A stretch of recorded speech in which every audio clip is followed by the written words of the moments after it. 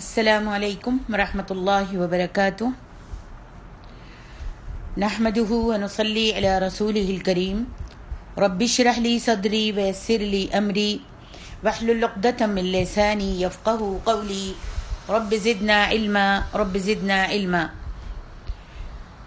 اللهم انفعنا بما علمتنا وعلمنا ما ينفعنا وزدنا علما سبحانك لا علم لنا إلا ما علمتنا إنك أنت العليم الحكيم آمین یا رب العالمین۔ تفسیر سورۃ قاف آیت نمبر 1 سے 11 تک۔ یہ سورۃ مبارکہ صحیح قول کے مطابق حزب مفصل میں سے پہلی سورت ہے۔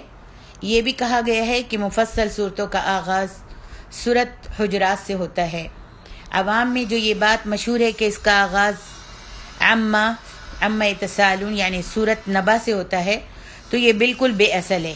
ہمارے علم کے مطابق قابل اعتبار علماء کرام میں سے کسی نے یہ نہیں کہا۔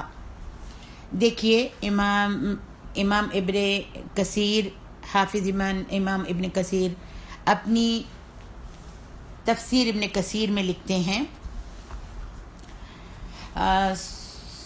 سورۃ قاف کی فضیلت امام احمد نے روایت کیا ہے کہ حضرت عمر رضی اللہ عنہ نے ابو الواقد لیثی سے پوچھا کہ نبی علیہ الصلاۃ والسلام عید کی نماز میں کیا پڑھا کرتے تھے۔ انہوں نے جواب دیا کہ آپ سورۃ قاف اور اقتربت یعنی سورۃ القمر پڑھا کرتے تھے۔ اس حدیث کو امام مسلم اور اہل سنن اربعہ نے بھی روایت کیا ہے۔ اور ایک اور حدیث میں امام احمد نے ام ہشام بنت حارثہ سے روایت کیا ہے کہ 2 سال یا 1 سال اور کچھ عرصے تک ہمارا اور نبی صلی اللہ علیہ وسلم کا تنور ایک ہی تھا، اور میں نے سورۃ قاف کو نبی علیہ الصلاۃ والسلام کی زبانی سن کر یاد کر لیا تھا۔ یعنی آپ اتنا سورۃ قاف پڑھا کرتے تھے کہ زبانی میں نے آپ کے منہ سے پڑھتے ہوئے سن کر یاد کر لیا تھا۔ آپ لوگوں کو خطبہ ارشاد فرماتے ہوئے ہر جمعہ ممبر پر اس سورۃ مبارکہ کی تلاوت فرمایا کرتے تھے۔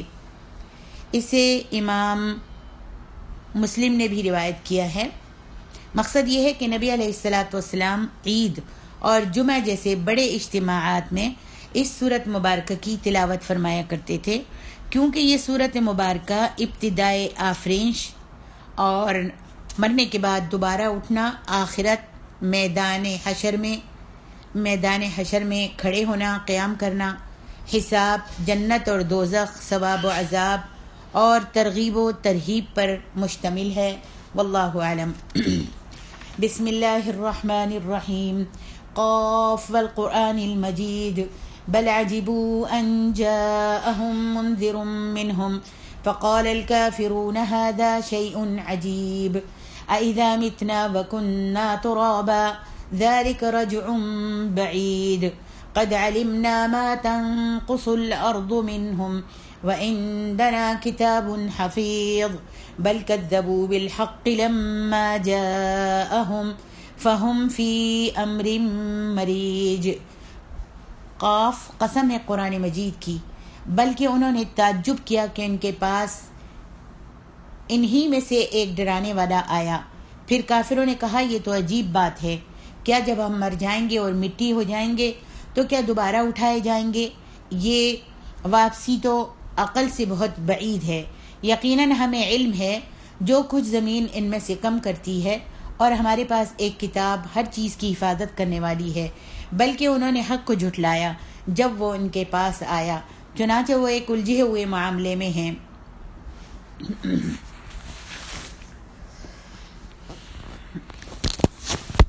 شان والا قرآن مجید شان والا اس لحاظ سے ہے کہ دنیا میں کوئی کتاب اس کے مقابلے میں پیش نہیں کی جا سکتی، نہ مضامین کے لحاظ سے، نہ اسرار و رموز کے لحاظ سے، اور نہ کثیر الاشاعات ہونے کے لحاظ سے۔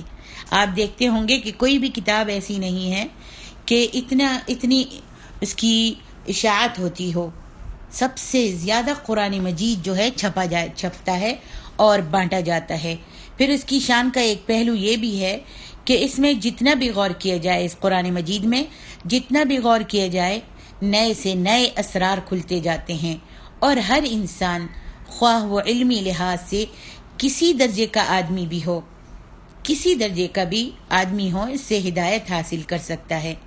ایسے شان والے قرآن کی جس بات یا جن باتوں پر قسم کھائی جا رہی ہے وہ عبارت یہاں محذوف ہے اور اسے مخاطبین یعنی کفار مکہ کے فہم پر چھوڑ دیا گیا ہے۔ ظاہر ہے کہ کفار مکہ کا سارا جھگڑا دو باتوں پر تھا، بل عجبوا ان جاءهم منذر منهم فقال الكافرون هذا شيء عجیب۔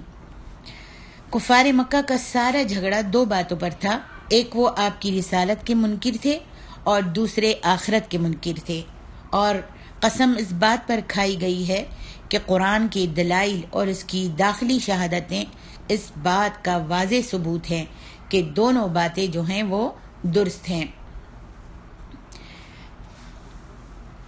هذا فقال الكافرون هذا شيء عجیب۔ دور نبوی سے پہلے صرف عرب ہی نہیں ساری دنیا میں فتنہ فساد پھیلا ہوا تھا۔ اب تعجب کی بات تو یہ تھی کہ اللہ تبارک و تعالی ان حالات میں انسانوں کی ہدایت کے لیے کوئی نبی یا ڈرانے والا نہ بھیجتا، جبکہ یہ لوگ اس بات پر متعجب ہیں کہ اللہ نے ڈرانے والا کیوں بھیج دیا۔ دوسرا تعجب انہیں اس بات پر ہے کہ ڈرانے والا اگر آیا ہے تو کوئی غیر انسان یا فرشتہ کیوں نہیں آیا، اور تیسرا تعجب انہیں اس بات پر تھا کہ اگر ڈرانے والا انسان ہی آنا تھا تو انہی کے قبیلہ اور قوم میں سے اور عربی زبان جاننے والا کیوں آیا ہے، کوئی دوسری قوموں میں سے کیوں نہیں آیا۔ حالانکہ تعجب تو ایسی غیر معقول باتوں پر آنا چاہیے جو وہ کرتے ہیں، ایسی معقول نامعقول غیر معقول نامعقول باتوں پر آنا چاہیے جو کفار مکہ کر رہے ہیں۔ فرمایا اَإِذَا مِتْنَا وَكُنَّا تُرَابًا ذَلِكَ رَجْعٌ بَعِيدٌ۔ یہ کفار مکہ کا دوسرا اعتراض یا انکار ہے جو موت کے بعد دوبارہ اٹھنے سے تعلق رکھتا ہے کہ جب انسان مر کر مٹی میں مل جائے گا اور مٹی ہی بن جائے گا تو اس کے دوبارہ جی اٹھنے کا معاملہ عقل سے بھی بعید ہے، قیاس کے بھی اور عادت کے بھی خلاف ہے، لہذا ہم اس کو تسلیم نہیں کر سکتے۔ یہ کفار مکہ کا دوسرا اعتراض تھا۔ یہاں پر اللہ تبارک و تعالیٰ اس کا جواب دیتے ہیں ذَلِكَ رَجْعٌ بَعِيدٌ۔ حالانکہ ان کا یہ اعتراض محض ان کی کم عقلی اور عدم معرفت الہی کی بنا پر ہے، وہ اللہ تعالیٰ کے علم اور اس کی قدرت کی وسعت کا تصور بھی نہیں کر سکتے۔ پہلی چیز تو یہ ہے کہ ان کی ہر چیز مٹی میں نہیں چلی جاتی بلکہ ان کی روح اللہ کے قبضے میں چلی جاتی ہے۔ دوسری چیز یہ کہ ان کے جسم کے ذرات اگر مٹی میں مل بھی جائیں تو بھی وہ سب ذرات اللہ کے علم میں ہوتے ہیں، اور وہ جب چاہے ان ذرات کو اکٹھا کر کے پھر سے انسان کی شکل دے کر اور اس میں اس کی روح ڈال کر پھر سے زندہ کر سکتا ہے۔ تیسری چیز یہ ہے کہ ان کے ذرات کا اللہ کو علم ہی نہیں بلکہ اس کے پاس ہر چیز پہلے سے لکھی ہوئی بھی موجود اور محفوظ ہے۔ پھر جو چیز علم میں بھی ہو اور ضبط تحریر میں بھی آ چکی ہو، اس کے یقینی ہونے میں کیا شک باقی رہ جاتا ہے۔ فرمایا قد علمنا ما تنقص الارض منهم وعندنا کتاب حفیظ۔ آپ کی رسالت سے انکار اور قرآن کے منزل من اللہ نہ ہونے کی حد تک تو سب کفار مکہ متفق تھے، مگر اب انہیں یہ سمجھ نہیں آ رہی تھی کہ وہ پیغمبر اسلام اور قرآن کو کہیں تو کیا کہیں، کیونکہ نہ پیغمبر اسلام کوئی عام آدمی تھے اور نہ قرآن کوئی معمولی اور عام کتاب تھی، اور یہ باتیں سب کفار کو نظر آ رہی تھی۔ کبھی تو وہ کہتے کہ یہ نبی شاعر ہے اور یہ کتاب شاعری ہے، کبھی کہتے یہ نبی کاہن ہے اور یہ کتاب کہانت ہے، کبھی کہتے یہ نبی جادوگر ہے اور یہ کتاب جادو ہے، کبھی یہ کہتے کہ یہ قرآن تو پرانی کہانیاں ہی ہیں جنہیں یہ نبی خود ہی تالیف کر کے خود ہی لکھ کر خود ہی گھڑ کر ہمارے سامنے پیش کر رہا ہے۔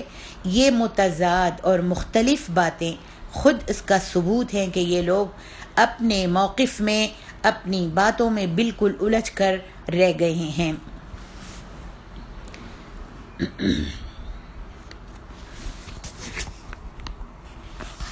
آگے ارشاد ربانی ہے، افلم ينظروا الى السماء فوقهم كيف بنيناها وزيناها وما لها من فروج والارض مددناها والقينا فيها رواسي وانبتنا فيها من كل زوج بهيج تبصرة وذكرى لكل عبد منيب ونزلنا من السماء ماء مباركا فأنبتنا به جنات وحب الحصيد والنخل باسقات لها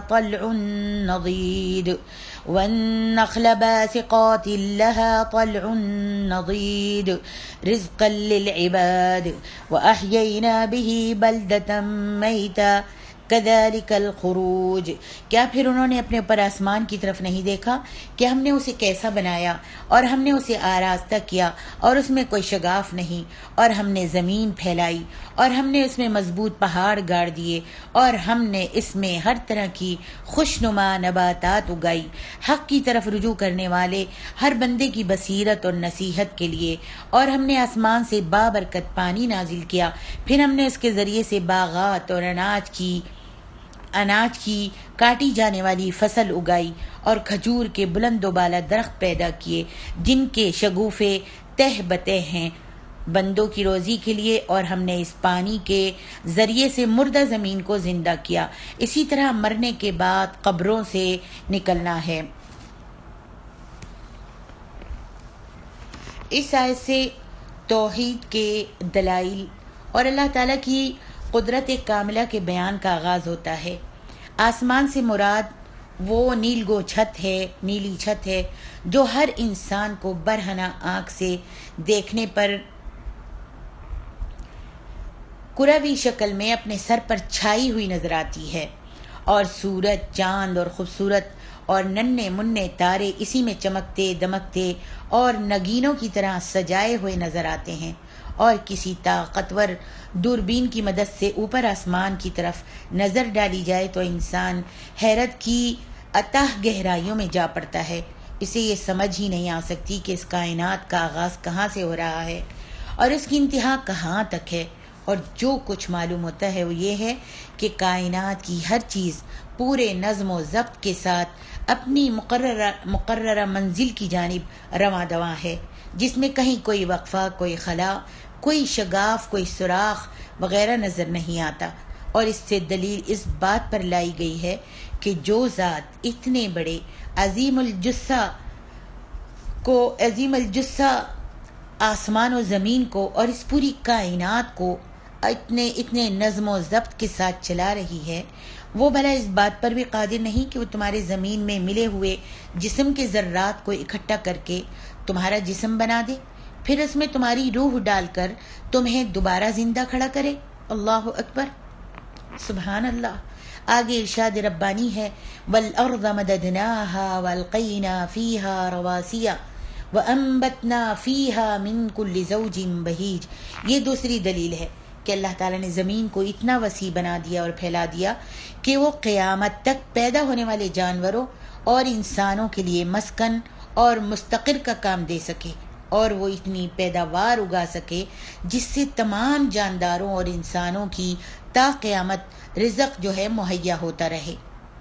ان جانوروں اور انسانوں کے مرنے کے بعد ان کے مدفن کا، ان کے دفنانے کا کام بھی دے سکے، یعنی یہ زمین اللہ تعالیٰ نے اتنی وسیع بنا دی کہ پیداوار بھی اس سے اگتی ہے اور جاندار اور انسان تا قیامت اس سے رزق مہیا کرتے ہیں، اور پھر جن جانوروں اور انسانوں کے مرنے کے بعد ان کے دفن کے لیے بھی اللہ تعالیٰ نے اس زمین کو مقرر کیا ہے۔ آگے ارشاد ربانی ہے، رواسیہ والقینا فیہا رواسیہ۔ اس آیت اور کئی دیگر آیات سے معلوم ہوتا ہے کہ زمین کی پیدائش الگ چیز ہے اور پہاڑوں کی پیدائش الگ چیز ہے۔ پہاڑ زمین کے ساتھ ہی نہیں بلکہ بعد میں پیدا کیے گئے، اور پہاڑوں کی پیدائش کا سب سے بڑا فائدہ یہ بتایا گیا ہے کہ زمین جب پیدا کی گئی تو اپنی تیز رفتاری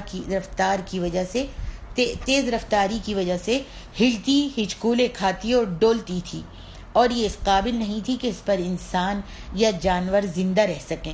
اللہ تعالیٰ نے زمین کے ایسے ایسے مقامات پر پہاڑوں کا سلسلہ بنا دیا اور اس توازن و تناسب کے ساتھ بنایا جس سے زمین کا ادھر ادھر جھکنا اور ہچکولے کھانا بند ہو گیا، موقوف ہو گیا، اور وہ جانداروں کی رہائش اور مستقر کے رہنے کے قابل بن گئی۔ یہ تو پہاڑوں کا بنیادی فائدہ ہے۔ اس کے علاوہ پہاڑوں کے زمینی فائدے بھی قرآن میں جا بجا مذکور ہیں۔ یہ بات بھی اللہ کی قدرت کاملہ پر دلالت کر رہی ہے۔ اللہ تعالیٰ کی یہ قدرت تو کافر بھی تسلیم کرتے ہیں، مگر اس قدرت سے انکار کرتے ہیں کہ وہ انسان کو دوبارہ پیدا کر سکے۔ فیا للعجب۔ آگے ارشاد ربانی ہے، تبصرۃ و ذکریٰ لکل عبد منیب۔ قطع زمین ایک ہی ہوتا ہے، پانی بھی ایک جیسا، آب و ہوا اور موسم بھی ایک ہی، لیکن کہیں پودے اگ رہے ہیں جن میں سے کسی کا پھل میٹھا ہوتا ہے، کسی کا کڑوا اور کسی کا کسیلا ہوتا ہے۔ کہیں غلے اور فصلیں اگ رہی ہیں، کہیں درخت اگ رہے ہیں جن میں بعض پھلدار ہیں اور بعض خاردار ہیں، اور کہیں رنگ برنگ کے خوشنما اور خوشبودار پھول اگ رہے ہیں۔ جب یہ چیزیں اپنے جوبن پر آتی ہیں تو عجیب منظر اور عجیب بہار پیش کرتی ہیں۔ کیا یہ چیزیں اللہ تعالیٰ کی حیران کن قدرت کاملہ کا ثبوت پیش نہیں کرتی؟ تو پھر کیا اللہ تعالیٰ میں اتنی قدرت بھی تسلیم نہیں کی جا سکتی کہ زمین سے تمہارے بکھرے ہوئے ذرات کو مرنے کے بعد تمہارے بکھرے ہوئے ذرات کو اکٹھا کر کے تمہیں دوبارہ زندہ کر دے؟ اللہ اکبر۔ اللہ تعالیٰ کیسے کیسے دلیلیں دے کر واضح کرنا چاہ رہا ہے کافروں کے لیے کہ تم مرنے کے بعد دوبارہ اٹھنے کو مشکل کام سمجھتے ہو۔ اللہ رب العالمین نے اتنی کائنات بنائی، اتنا عالم بنایا، تو پھر کیا وہ بکھرے ہوئے تمہارے ذرات جو جب مر جاؤ گے اور زمین میں دفنا دیے جاؤ گے، تو کیا وہ اکٹھا کرنے پر، تمہارے ذروں کو، تمہارے جسموں کو دوبارہ پیدا کرنے پر قادر نہیں ہے؟ بالکل ہے۔ فرمایا وَنَزَّلْنَا مِنَ السَّمَاءِ مَاءً مُبَارَكًا، جس زمین پر بارش ہوئی وہ بذات خود مٹی اور مردہ ہے، اور جو پانی برسا وہ بھی بے جان تھا، یعنی پانی جو برسا، جو بارش آئی وہ بھی بے جان تھا پانی، اور مٹی بھی مردہ ہے بذات خود۔ زمین بارش ہوئی تو وہ بذات خود مٹی اور مردہ ہے، اور جب پانی برستا ہے وہ بھی بے جان ہے۔ تاہم برکت والا اس لحاظ سے تھا کہ یہاں پر جو فرمایا ماء مبارکن، برکت والا اس لحاظ سے تھا کہ اس نے زمین میں مل کر زمین کو مردہ سے زندہ بنا دیا، اور وہ اس قابل ہو گئی کہ وہ زندہ چیزیں اگائے۔ اس میں جو فصلیں اور غلے پیدا ہوئے وہ بھی زندہ تھے، کیونکہ وہ بڑھتے اور پھلتے اور پھولتے تھے، اور یہی زندگی کی علامت ہے۔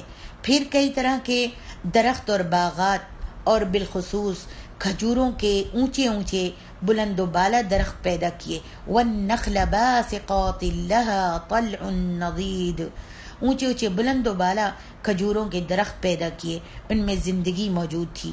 پھر اس فصل اور ان باغات سے غلے اور میوے اور پھل حاصل ہوئے، اور یہ چیزیں بے جان تھیں۔ گویا اللہ تعالیٰ نے مردہ چیز سے زندہ چیز کو اور زندہ چیز سے مردہ کو پھر پیدا کر کے دکھایا، اور یہ عمل ہر وقت اور ہر آن ہم دیکھتے رہتے ہیں، یہ جاری رہتا ہے۔ اللہ اکبر۔ رزقا للعباد واحیینا به بلدۃ میتا کذالک تخرجون، قدرت کاملہ کے کذالک الخروج، احیینا به بلدۃ میتا کذالک الخروج۔ اللہ اکبر۔ یہاں پر اللہ رب العالمین ارشاد فرماتے ہیں یہ سب کچھ بندوں کو روزی دینے کے لیے ہے۔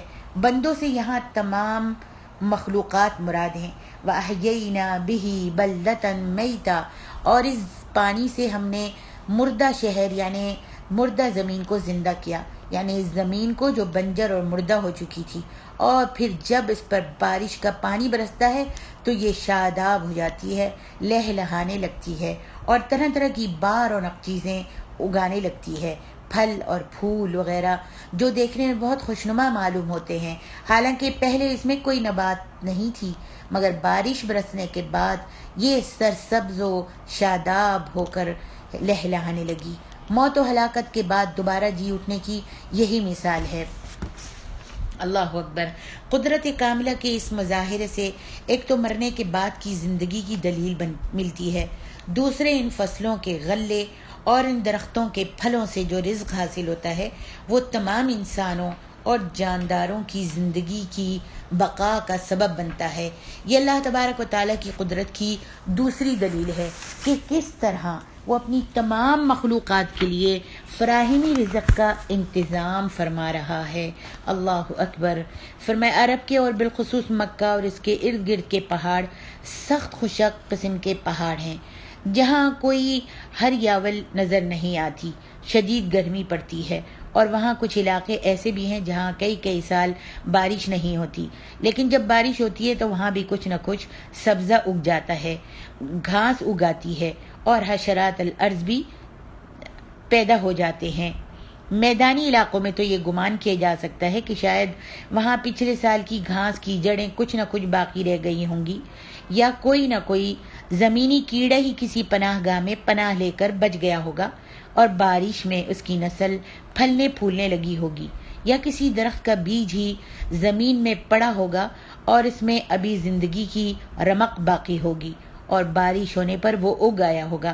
لیکن ایسے علاقے جو سخت گرم اور پتھریلے ہیں، وہاں تو کسی بیج یا زمینی کیڑے کے اگلی بارش کے موسم تک زندہ رہ جانے کا سوال ہی پیدا نہیں ہوتا، اور جو سوال پیدا ہوتا ہے وہ یہ ہے کہ آخر ایسے علاقوں میں حشرات الارض یا نباتات کہاں سے پیدا ہو جاتے ہیں؟ پھر اگر اللہ تبارک و تعالی نباتات اور حشرات الارض کے بیج کے بغیر بھی یہ چیزیں زمین سے برآمد کر سکتا ہے تو یقیناً ہزاروں سال کے مرے ہوئے انسان اور زمین میں ملے ہوئے انسانوں کو بھی زندہ کر کے زمین سے اللہ رب العالمین نکال سکتا ہے۔ اللہ اکبر، سبحان اللہ۔